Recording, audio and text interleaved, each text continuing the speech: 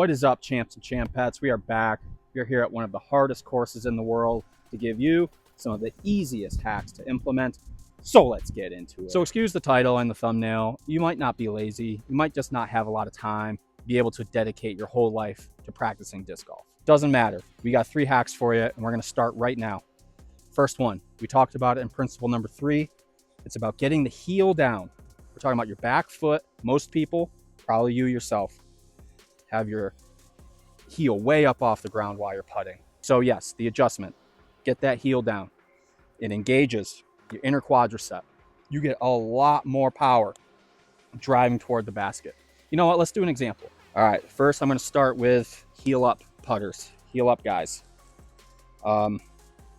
Yeah, I'm really only engaging my calf. This is called your gastrocnemius. You know, try and get a little push off the back foot.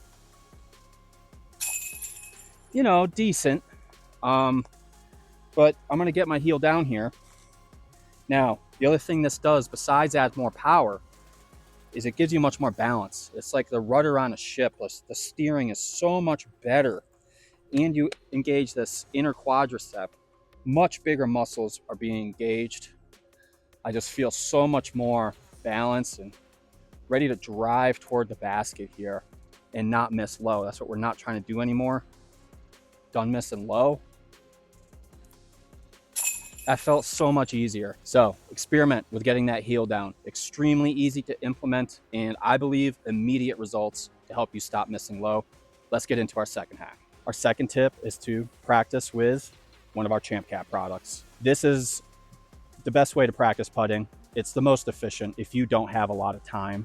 Steve Dodge has been extremely gracious with us, extremely supportive from day one. If you've been to Maple Hill in the last 2 years, you've seen this Champ Cap Pro right here on the putting green. Been out here for about 2 years. I mean, it's still looking pretty good. So you can see the quality of the Champ Cap products. But the main thing is that's going to save you time. You don't waste your time making putts that were on the outside, you know, catching chains, falling in. This is probably the fastest way to get better at not missing low.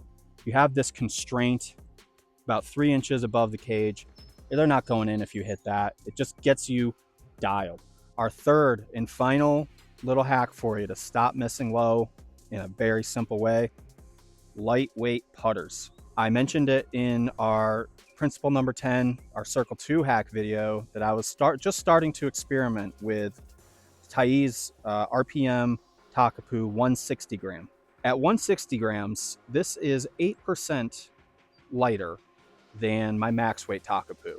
So I don't know how much the wind and the physics affect all of this, but I believe it should go 8% further, which might just get you that extra inch, that just extra little touch if you're constantly missing low. I'm actually using it in Circle 1 also now, and I'm freaking loving it. I took my max weight Takapui out of my bag, and I've got just 2 of these. I'm a twice or it's luck kind of guy when I'm out on the course. This one we just picked up over at Marshall Street, and it's 120 grams. Now I've tried messing with it a little bit, getting up to here, hole 10. It's a little too light for me. However, I think Disc Golf Shorty is going to be putting this in her bag for the rest of this round. We'll do an update video on super lightweight putters someday.